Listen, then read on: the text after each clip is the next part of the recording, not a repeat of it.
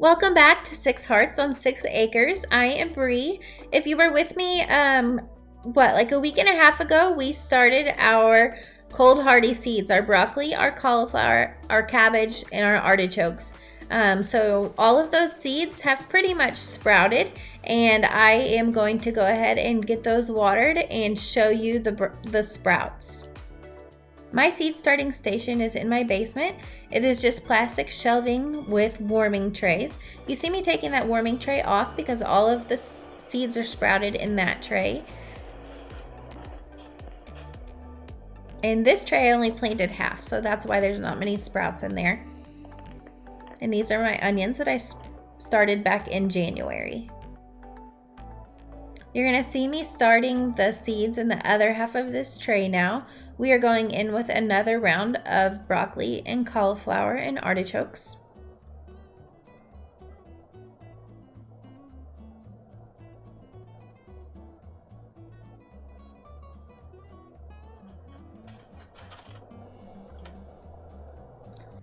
The first thing that I'm planting is a Wonder Artichoke Hybrid. They are about 4-inch big artichokes that should be ready about 90 days after I plant them outside. Artichokes do like some cooler weather, so they're going to go out before my last frost. The next plant I have here is a Clementine Cauliflower Hybrid. These cauliflower are a really pretty orange color, and they should be ready about 67 days after transplanting. Again, another cold hardy vegetable. They can go out before my last frost, probably about 3 to 4 weeks before. The next thing I'm starting is Butter Stem Hybrid Broccoli. These broccoli are really neat because they put off one big head, but then they're gonna send off a whole second harvest of smaller shoots that you can cut from the plant after you cut that first big head off. I'm super excited about this. This is a white Corona hybrid cauliflower. The reason I'm so excited about this is because these are supposed to be ready to harvest only 30 days after they're transplanted into the garden. That's gonna be like the very end of April, beginning of May. So I'm gonna have some vegetables with a quick turnaround time. The next thing I'm planting is a Little Jim Brussels sprout. I'm excited about these. I've never grown Brussels sprouts before, and I know that sometimes in our area people have a hard time growing them because our springs do not stay cool, and Brussels sprouts need a pretty long cool season. They sometimes grow better in our fall, but I'm just going to try it. They're a hybrid variety, and they ripen up pretty quickly. I'm going to get these seeds all covered up and then move them back onto my warming mat so that they will germinate as quick as possible.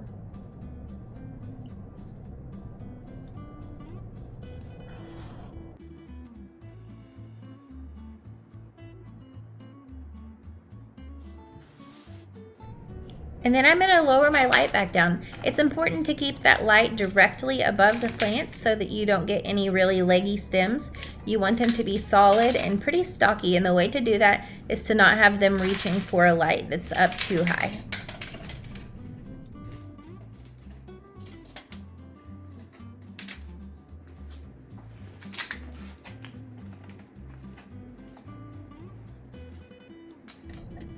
And here's my list. This is how I keep track of everything that I have planted in that little station. If I do not write this down and keep it with it, I will absolutely forget what I planted and have no idea what's going into my garden. Now that my cold crops are planted, I went ahead and went through my seed stash and picked out all of the sweet peppers that I wanted to plant. I want to make sure that I have plenty for snacking, plenty for canning, plenty for frying up in the skillet. I want a lot of different varieties to make sure that I can meet all of my needs for what I want to use those peppers for. Here I am making that list that is so important to keep with your trays. I'm just writing down all of the pepper varieties and what holes I'm putting them in. The way I do this is these seed starting trays have an arrow, so I do it from left to right. And then I label them A through L and just write each variety in what row it's going to go in.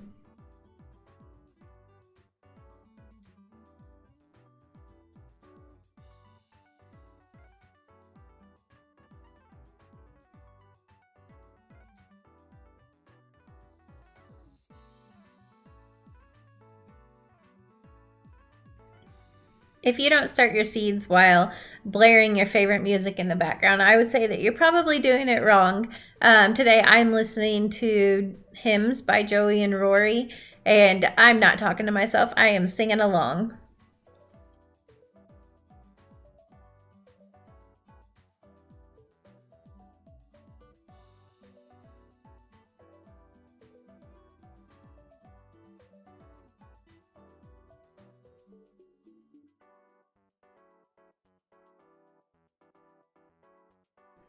When you're starting 2 trays of seeds, or if you have an extra one of these around, the fastest, easiest way to compress your soil down to make sure that you don't have any air pockets is just to use an empty one and push it down on top of the seed tray that you just filled with soil.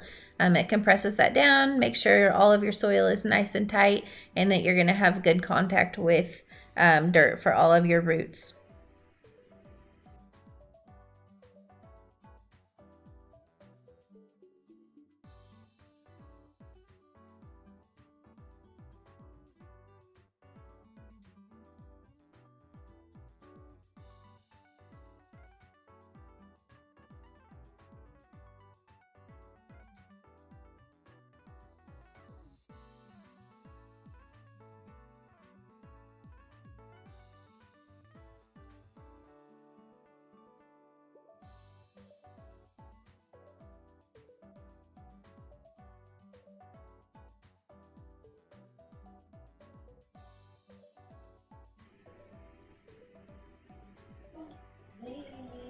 Feel free to ignore all of those dirty dishes in my sink because I'll tell you that I sure am right now.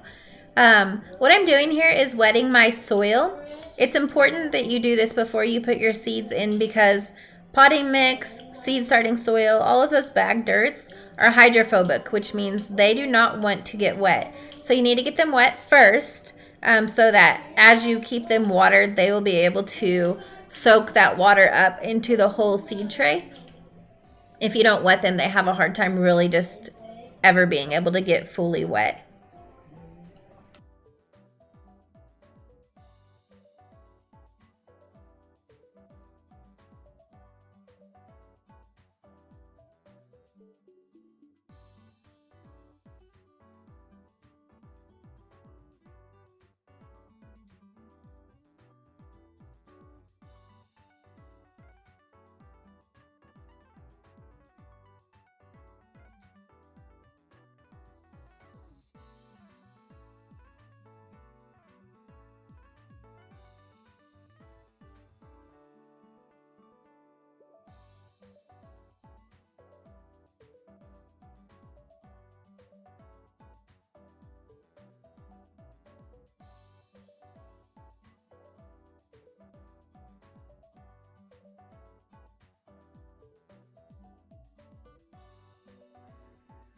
I'm going to go in with Lesia peppers first. These are a really sweet, really thick-walled pepper that ripens to red. They're really good for just fresh eating or roasting, or that we really liked them in fajitas. I grew these last year and they were delicious.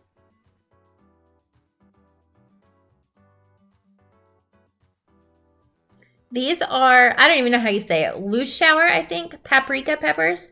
I'm really excited for these because I plan on making my own smoked paprika powder in my Pit Boss grill. So we'll harvest them, smoke them, dehydrate them, and then grind them into a powder to use throughout the whole year. These are Cubanelle peppers. They are a really pale green pepper that has a thin wall. They're perfect for stuffing with like a hamburger, rice, tomato mixture. And then I top that with marinara sauce and cheese and bake them. They're so good. These are called giant Aconcagua peppers. They are a pepper from Argentina that's supposed to be super sweet. They are a mixture of like green and red striped, really pretty pepper, and they say that they are best for frying. They are new to me and I've never had them. Blot pepper is next. These are another new to me pepper. The seed packet says they're rainbow colored pepper from Russia, a stellar sunset of colors with the very best flavor we have tasted in a sweet pepper. Super thick walled, crunchy, and juicy. So I'm really looking forward to these as just a fresh snacking pepper. The next row of seeds is this violet sparkle. They start out purple and they will ripen to red. They're just another snacking pepper, but also a seed from Russia. So I haven't had these. These are new to my garden. I think they're going to be really good. They have great reviews and I'm really looking forward to them as well.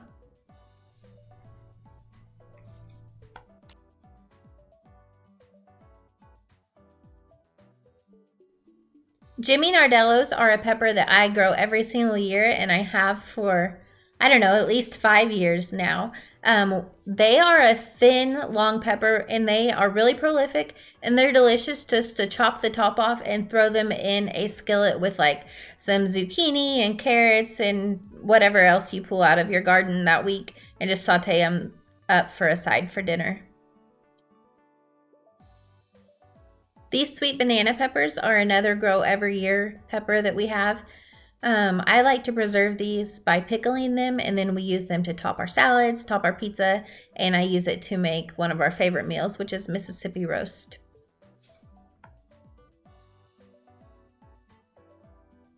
These are shishito peppers. I grew them for the first time last year, and they were so good. We had them so many nights as a side dish for our dinner. My favorite way to cook them was just to throw them in a skillet with a little bit of sesame oil, honey, and soy sauce and just give them a quick blister, and they were delicious. They have almost no heat to them, which is what I like. They do say that occasionally you'll get a hot one, but in all of the shishito peppers that I've eaten, none of them have been hot so far. I forgot to show you the package of this next seed that I'm growing, but it's Pippin's Golden Honey Pepper. They start out purple and ripen to a really pretty bright orange. They're just a sweet snacking pepper. I got these pepper seeds in a seed swap. So I do a lot of seed swaps, and that's how I get a lot of my different varieties. These are red Corno di Toro peppers. They're an Italian sweet grilling pepper that I'm going to use to make roasted red peppers and hopefully some roasted red pepper pasta sauce.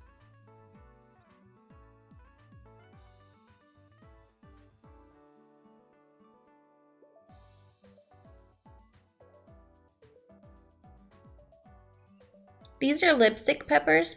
They are actually a pimento style pepper, so you could use to make like pimento cheese. Last year we just used them as a snacking pepper, but I may try to can them up just as a diced pimento and then make my own pimento cheese for sandwiches. Again, we're going to get all of those seeds covered well. Make sure that they have soil over the top of them. A lot of seeds, and all of these seeds that I've planted today, need darkness to germinate, so they have to be covered completely.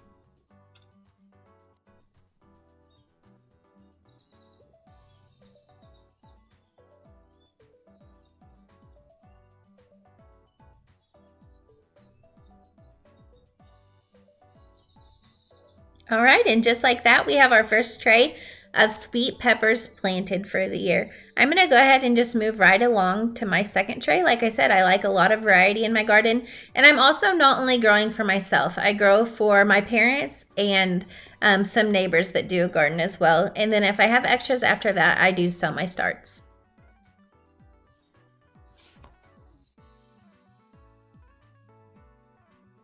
Oops, I forgot to show you myself planting those, but the first row of seeds I was doing was a Marconi Red. It's an Italian pepper that's really good for stuffing, frying, and slicing. Just a really multi-purpose pepper. And then the next row was candy cane peppers. Those are another just really versatile pepper that has many uses. One really cool thing about it though is that it has variegated leaves. So they're going to be kind of like striped green and white leaves. So that'll be a really pretty addition to the garden. And then I'm going in with a golden Marconi. Super similar to the red Marconi you just saw me plant, except it's a tiny bit sweeter. This is another new to me plant though. And then just a plain old YOLO Wonder green bell pepper. Obviously I will use these in so many dishes throughout the summer, and I also preserve them to use throughout the year by freezing and by dehydrating them.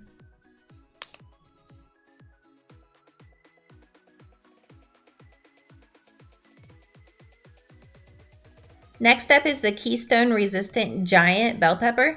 These are a red bell pepper that are really good for stuffing because they're so large. They say they should get about the size of a softball. These are Purple Beauty bell peppers. These are a new to me plant, and I'm super excited to grow them, really just because like I said, I like to grow things that you can't get in the grocery store, and I think it'll be really easy to get my kids to eat them because they're purple. My kids love bell peppers anyways, but adding a fun purple color can't hurt anything.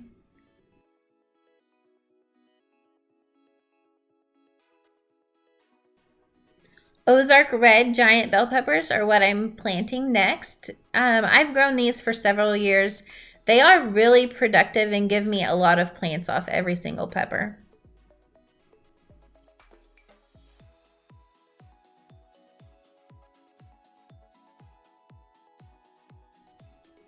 And then we're going in with the orange bell because, like I said, I like to have a lot of variety. These are a really sweet, large pepper as well.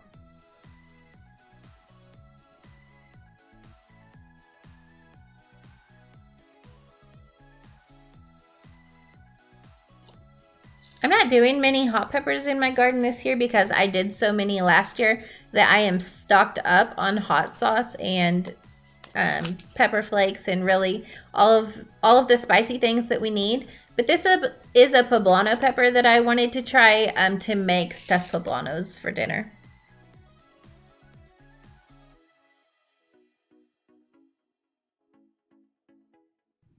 I'm going to finish off this seed tray with my cold hardy brassicas, the last ones that I'm going to be planting for this season.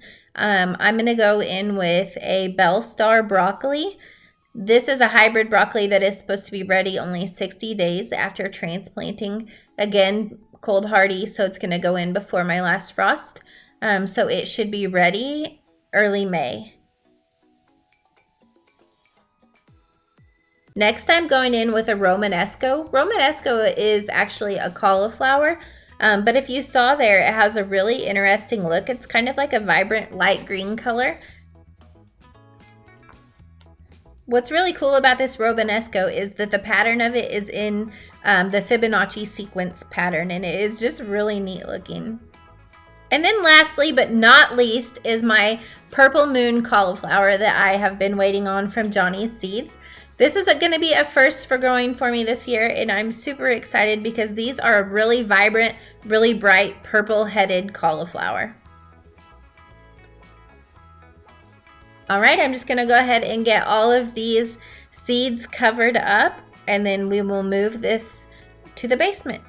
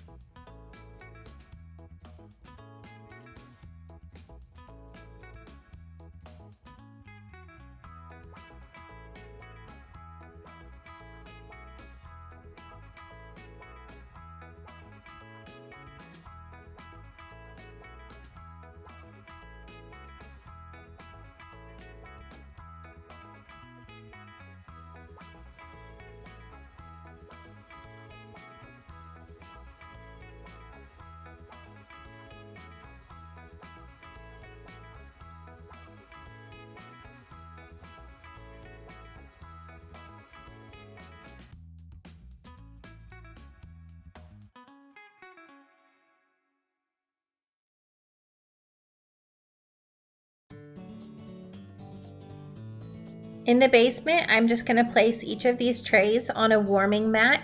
That warming mat helps keep the tray at the right temperature so that the seeds can germinate quickly. Again, it's not necessary, but it does help with faster germination, and it will help to make sure that you have a really high germination rate. I'm going to cover my trays with a dome that just helps keep the humidity in there. And once all of my seeds sprout, or the majority of them, I'm going to remove this dome. Because these seeds aren't up yet, they're not germinated yet, I'm going to go ahead and turn that light off. They don't need any light to germinate. Tomorrow we are 10 weeks out from our average last frost date, so we went ahead and got all of our sweet peppers started today. We also finished off starting our cold hardy crop, so our broccoli and our cauliflower I didn't start any cabbage today. I already had all that started, so finished off with our broccolis and our cauliflowers and our artichokes. So all of that is in the seed starting station, and I can't wait to watch it grow, and I'm glad to have you along with me on this journey. I hope that watching me start these seeds is really encouraging you, to show you that you can do this too. You can grow your own food right in your backyard. You can set up a seed starting station with very little investment, and you can start these seeds on your own. You have the capability and the ability, and I just really wish you good luck in your seed starting of 2024.